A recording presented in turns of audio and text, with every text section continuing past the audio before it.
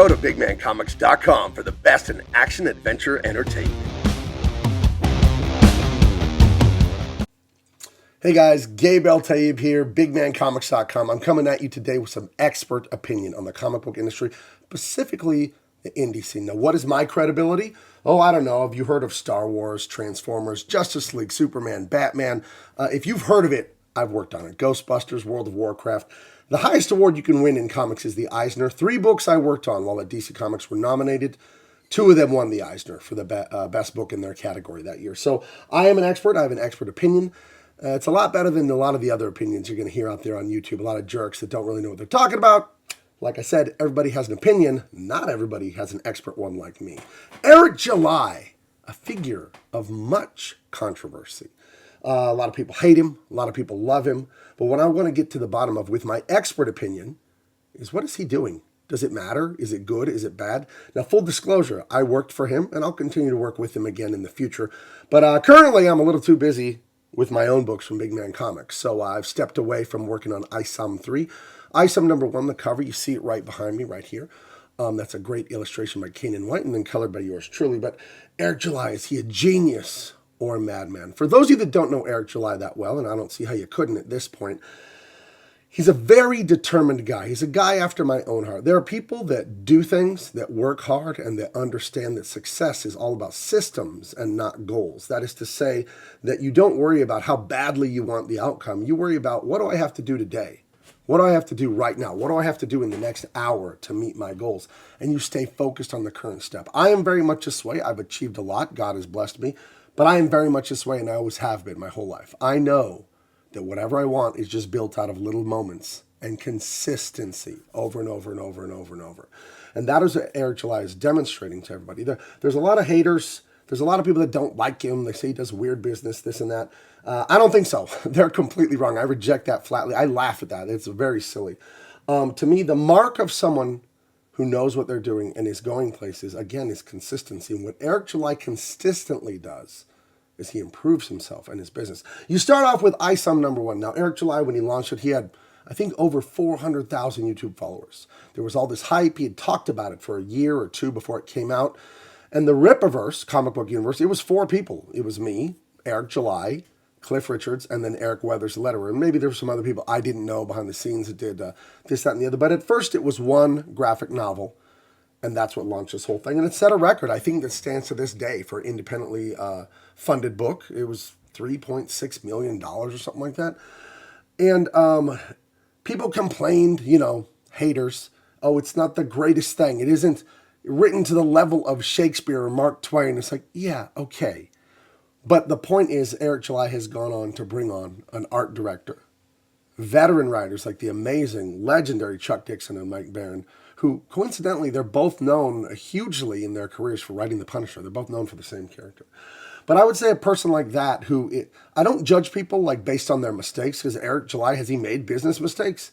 We've all made business mistakes. Any one of us that have had the nerve to go out there and start a business of our own, Big Man Comics, you're going to make mistakes. It isn't about being perfect. It isn't about getting everything right all the time and nothing ever going wrong. Only an idiot or a child would think that.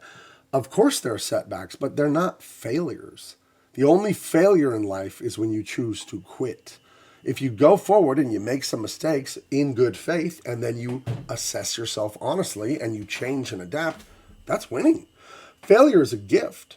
Failure is the only way we learn. When you win, like let's go to football. I love football. I played it. I coached it forever. Learned so much from it as a young man about life. When you win the big game on Friday night in high school, you don't learn a lot that week. You're having fun. You're partying with your buddies and the cheerleaders. You're watching the game film on Saturday, but just laughing and celebrating all the tackles and touchdowns. When you lose, that bus ride back to the school, to the locker room is very quiet and somber. And you're thinking about, I didn't do this on this play. I didn't do that. And we would have just won if, and we should have done this. And the coaches think the same thing. You learn most from failure. In Latin, via negativa is the best way to know things, right? We learn from our mistakes. You don't really learn from your victories. There was a saying in football that winning is the greatest deodorant, right? There's another saying I love that really applies directly to Eric July in this situation, because frankly, all the criticism is nothing but jealousy. And jealous people, the crab in the bucket people, they're never going to get anywhere. They're not. And, I feel sorry for them. It's not a good mentality. It's a very bad mindset. But Deion Sanders, everybody's heard of this guy. I mean, he's currently the outspoken coach of the CU Buffalo college football team. They're not doing very good. But he is a Hall of Fame NFL player. He also played Major League Baseball. He's an athletic phenom. I remember when I coached Pop Warner football about 10 years ago, I was still coaching. I went to a coach's clinic here in San Diego, and one of the coaches for Horizon, it was a private school that no longer exists, he was a teammate of Deion Sanders back in the old days, and he said this guy was the most physically gifted person he'd ever seen, that he didn't really have to go over the playbooks deeply. He didn't have to practice like everyone else. He didn't have to lift weights. He said even in the NFL, this guy was a freak of nature, and it shows. Multiple Pro Bowls, regarded as the greatest cornerback of all time. But what he said, as probably the greatest person to ever play his position, he said in an interview, because he has a lot of haters, Deion. He really does. And I see Eric July in a very similar vein. What Deion said it just rung so true with me, is they don't boo nobodies, right? Think about that. That concept. They don't boo nobodies. People will crap all over Starbucks, but they won't really do it to the mom and pop coffee shop, right? People crap all over McDonald's, but they won't do it to the mom and pop burger joint down the street. Because what the crapping on the stuff is, there may be legitimate complaints, sure, whatever. But what this envy is and this weirdness, what it really is an insecurity and a narcissism. It's weird. There's a duality that you see in some people where they're completely malignantly narcissistic, like they're the only thing that matters, yet they're crazy insecure. And it's like a weird combination. I think the over-the-top narcissism is a coping mechanism for this devastating insecurity they privately feel. So when you don't boo nobodies, when you go after the big dog to just nitpick and critique everything they are doing, whether it be Deion Sanders or Starbucks or whatever the big successful thing that you're frankly jealous of and feel inferior to, you're not giving good faith criticism. You're really not. What you're doing is you're coping because you're looking at someone else and resenting them and going, that should be me. I'm better than them. And I would encourage you. I would encourage all the losers and haters. It's one of my favorite sayings. Donald Trump says, it was one time I want to wish a happy Easter to everyone, including the losers and the haters. But I would encourage all the losers and the haters and the weirdos that get after Eric and critique everything he does. And does he make mistakes? Absolutely. Everyone who's on this course of victory and running a business makes mistakes. All businesses, all projects, all products have their challenges. That's just a fact of life. You can take the greatest companies in the world that make the most renowned things, your Apple computer, your Tesla, they screw things. I saw last week or 2 weeks ago, one of Elon Musk's rockets blew up. Is he a loser? And I noticed that's another guy like that. Elon Musk gets so much hate online, mostly from left-wing people. Oh, Elon Musk is an idiot. And then he has people orbiting in space the other day. He has Tesla Powerwalls, the Tesla vehicles. He has the Boring Company. He has the Starlink satellite network. He helped fund or start PayPal. The list goes on and on and on. I mean, he has Twitter, X, where he basically saved free speech in media in the West. And you have people that have the temerity to call him a loser. And what I always tell those people on Twitter is, how many rockets has your company launched today? Right? So don't get caught up in the hype and this is my advice to you, my expert opinion on this. Don't get into the crab in the bucket mentality. When someone is doing good, it doesn't mean they're perfect. It doesn't mean they're better than you, but it means they're onto something. Instead of looking at them and being a hater and going, oh, I hate that guy. I want to destroy him. What's he doing? Man, everything he does is wrong. Maybe some things he does are wrong, but some things are right because it's working. What you should do if you're intelligent and you're not just being jealous and being angry and letting your emotions rule you, what you should do is analyze what other people are doing. You should just lay your tracing paper over their technique and just copy it. That's how we learn. There is no reason to reinvent the wheel. There's not. Are there new discoveries? Is there new stuff to be learned and honed and figured out? Of course there is, of course. But for my business, I'm trying to rebuild my YouTube channel because I've ignored it for over a year because I've been working so fervently on comics. But what I'm doing now is I'm consulting with big YouTubers that I respect that are way more successful than me, putting my ego aside and asking them, literally getting on the phone with them, what are you doing? Then looking at their channel, looking at their Twitter feed, looking at their Instagram, putting my tracing paper on it and copying their technique.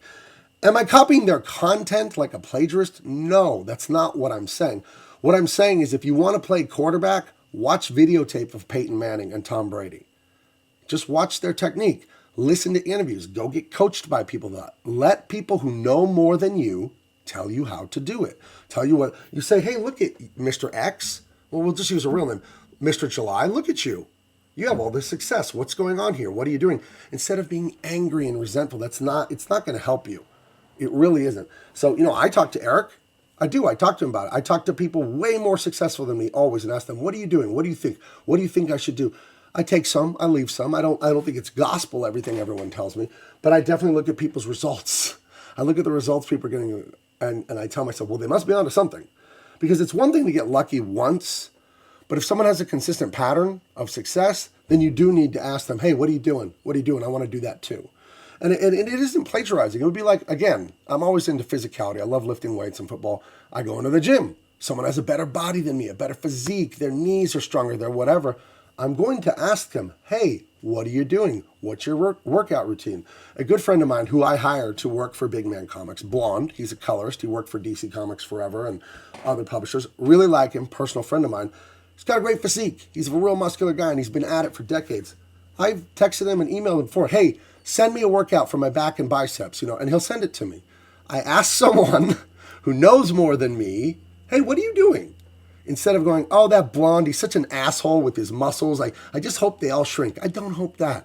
I don't. That's great for him that he did it. And it is very weird to me. It's not masculine, I'll tell you that, when you're doing the crab in the bucket thing. It's very weird. So I'd say, what is Eric July doing? Well, from the 40,000 foot view, what he's doing first and foremost is what everyone should be doing. And what I'm getting back to now, finally, build your social media online presence. Well, how do you do that? The easiest way, I think, is ask yourself, well, why do I go to the internet sites I go to? Why do I follow the accounts I follow? Why do I subscribe to the YouTube channels, follow the Twitter people, follow the Instagram? Why do I follow those people? Okay, so then I need to act like the people I follow. I need to create that kind of content, and I need to create it consistently. That's my thinking on it. Now, I may be wrong, but that's what I'm going with. And it seems to be working and turning some stuff for me because, again, I've been ignoring social media for the better part of a year, just sporadically posting, low effort, no consistency, and I'm done with that. We're doing videos every Tuesday and Thursday at a minimum, and we got the live stream moving to Wednesdays at 1 p.m. Pacific. We're not going to do double impact at night anymore. We're going to do it during the day so more people can watch. I didn't want to do that forever. I like doing it at night so I could do a whole day of work on Wednesdays here in California, but my audience needs it earlier. I get it. Because I'll start at 7 p.m. on the West Coast, and I'll see people tap out half an hour, 45 minutes in because they're on the East Coast. And like, hey, man, I got to go to bed. I got work. So we're going to do it in the afternoon. I know. And you know why I thought that? Because I looked at people more successful than me. I looked at Eric in the Silverback, right? Rip in the Silverback. It's the middle of the day. Jericho Green does his live streams in the middle of the day. Nerdrotic Nooner in the middle of the day. My buddies at Film Threat in the middle of the day. Here I am at 7 p.m. Pacific trying to talk to people on the East Coast at 10 p.m. They got to go to bed. So I got to quit doing what I wanted to do and indulge myself and do what I need to do that people who are succeeding more than me are doing. I got to just put that tracing paper on and say, what are they doing? And then do that, right? So hating, it will get you nowhere. Well, it'll get you somewhere, but the place it'll get you, it'll suck. Everything you do is going to get you somewhere. But you might not like where some of the things get you if you keep consistently doing bad or suboptimal things. Now, am I judging the people that go after Eric July? I think they're the worst people ever. No, I don't even really know them. I think they're misguided, and I think they're making a mistake. And I think they're being too emotional about things. It's not hard for me not to resent people. I'm not built that way. I don't take credit for it. I just feel like it's the personality God gave me.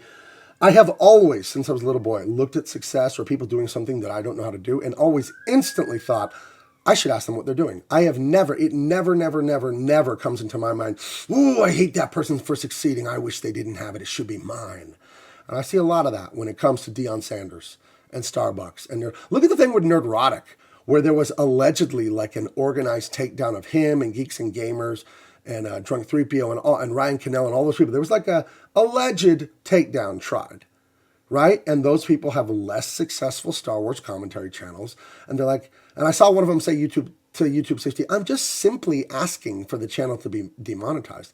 That's what I'm talking about right there, that resentment where, oh, why does this other person have it? It should be mine. I'm better than them, yet they have that success. Why don't I have it? Blah, blah, blah. That is just such a bad mindset. The mindset should be, what is Nerdrotic doing? He has 1 million followers. Well, let me go look at his channel. I'm going to look day by day. What did he post? Okay, I see what he posted. What did he do on Twitter? What did he do on Instagram? Now I'm going to watch episodes of his show. What's his tone like? Is he fun? Is he weird? Is he mean? Okay, he's fun and informative. He's quick and this and that. Can I do those things? I'll tell you this to encourage you if you're watching this. If one man can do it, any man can do it, okay? I'll close on this. When I was in the first grade, there was a bring your father to work thing happening one day. And one of the boys brought his father in from Hewlett-Packard, and he was a computer engineer, the father. I was 7 in the first grade. I didn't know jack about computers besides what I had seen in an episode of Robotech and mostly Star Wars. He started talking about computer programming and working out computer bugs. I had no idea what he was talking about. But without trying, in my mind, in my imagination, I pictured me at Hewlett-Packard, and there was a large desk with all these buttons and screens on a huge computer terminal, something out of Star Wars. And there was a second one that looked identical right next to it. And this father was standing at one, and I was standing at another. And he pushed a button in it, and it started glowing white. So then I pushed the same button on mine, and it started glowing white. And he pushed this, and I pushed it, and he did. And every move he made, I copied it. And in that moment, at 7 years old, I thought, oh, I could be a computer programmer too if I went to Hewlett-Packard for the day. And he showed me what they do. So if you see Eric July's success, and you see mine, Big Man Comics, we are doing so good. And thank all of you that have picked up Dean Cain, All-American Lawman, Empyrean, all the books are coming. The Unstoppable Tyrus, Jericho Green and the Hammerheads. We've got so much great stuff coming. If you see successful people, don't be the crab in the bucket. Don't be the hater. Don't be the guy that doesn't boo nobodies. Be the guy that says, hey, what are you doing over there? How do I do that? Put your tracing paper on their concept, not on their literal content, on their concept. And go, okay, they did XYZZ. I'll do my version of XYZZ. And there you go. Eric July, genius or madman? I'd say he's a mad genius. All right, guys, make sure you're subscribed. Hit the like. Hit the share. Share this out. This is an important message. And most of all, it's expert opinion. I'm an expert in this. Nobody makes comics better than me. I'm an expert. You're getting expert opinion. All right, I'll talk to you guys later. Bye-bye. Thank you for watching. Make sure to follow us on social media and go to bigmancomics.com.